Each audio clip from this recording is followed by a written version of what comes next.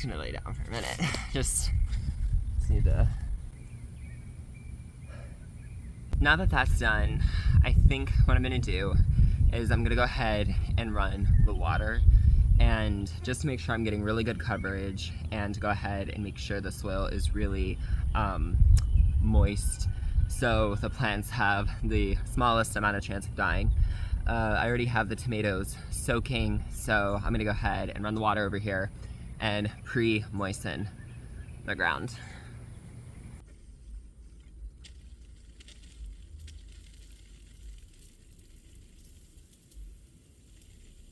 The only sprinkler head I have a problem with is this one, and I can't figure out what its beef is. I keep taking it apart. I've been messing with it. I messed with it all day yesterday. I don't know, maybe there's a bad seal in it. It's one of those in-ground sprinklers. I don't know, like one of those, you know, one of those ones that's supposed to be buried underground. And it's kind of a mess, so I don't know what to do about that one. But this one here, I'm almost wondering if this one should be a 360 head, and then if this one down here should be a 180, because I don't need to water all the grass over here. That's just going to cause problems. So I may swap that one and that middle one over here, but I don't know what I'm going to do about this one, because that's definitely like not the greatest.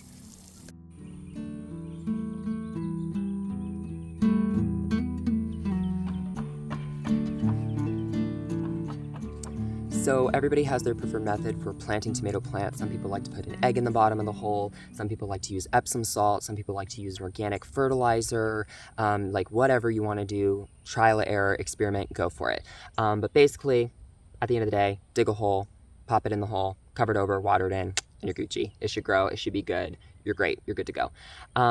Now, something I will say is that if you bury them just a little deeper than this line right here, because like you could bury it, you could just pop this in the ground, but if you bring the soil level up to like right here, this will all form roots and it'll create a little bit of a stronger root system. So I'm going to be doing that with a lot of these, just to kind of reinforce that a little bit, just to kind of help prevent anything that's a little leggy, which these aren't terribly leggy. They're actually in really good shape, but you know, I like to do that one. The spacing on all of these are 2 feet apart, and I went ahead and did that because usually what I've done in the past is I've done a zigzag pattern and I've done them 12 inches. So basically what I'll do is I'll do 2 feet apart in a straight line, and then I'll go between them and offset plants in between each one, so that way I have, I can fit, you know, like I can fit, you know, twice as many plants in one space.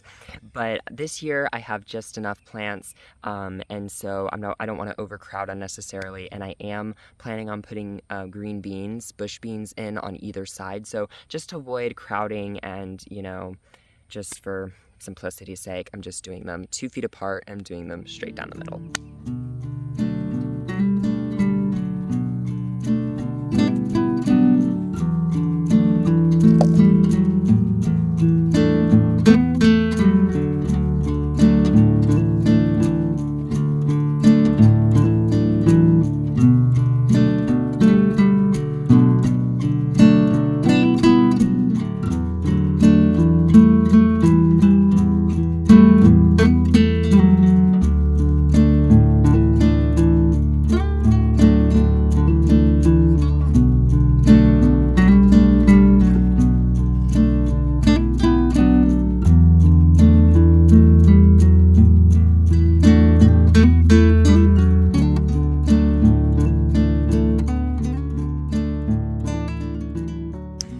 So I got all of the tomatoes planted, or this first set of tomatoes. They even have little flowers on them too. And I got some green bush beans planted on either side on both of these rows here. And then this week I'll work on getting this one planted with tomatoes and this row here planted with tomatoes. So as for the tomato varieties that I just planted in the ground, I have no idea.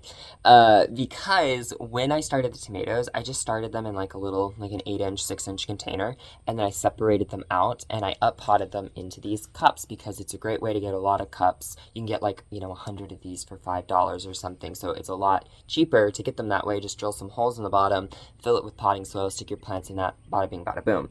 So when I labeled it, I just wrote with a permanent marker, like a Sharpie, just right on here what the variety was.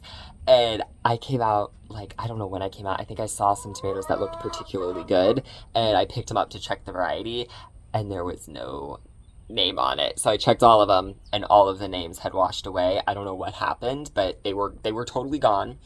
And so none of them were labeled. So I just planted like 38 tomatoes, and I still have some left, and I just don't know what they are. So I'm guesstimating that they are potentially Dr. Witchy's Yellow, Jubilee, those are both yellow tomatoes, Mortgage Lifters, and pink tomatoes.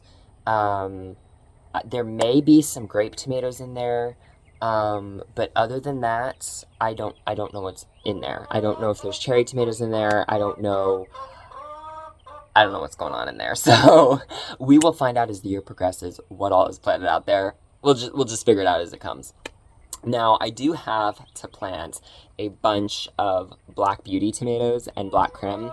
But Black Beauty tomatoes, although those are the ones I did label, I can tell, because if you compare the stalks on these, you can tell these ones are super pigmented and dark, as of where, like, everything else is not. So, these ones probably didn't need the label. Like, if any of them had lost their label, I would have been, like, not upset if it was these, because I can tell them apart super easy.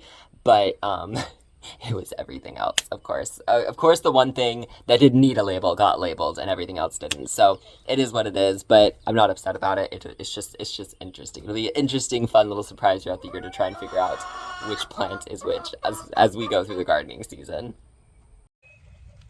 So these are all of the Black Beauty tomatoes. You can see how dark those stems are.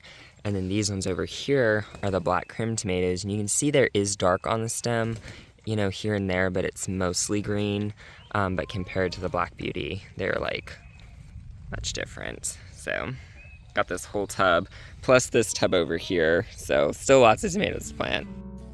Thank you so much for tuning in with me today. I really do appreciate it. Hope you all have a wonderful, wonderful rest of your day, and I'll see you all later. Bye.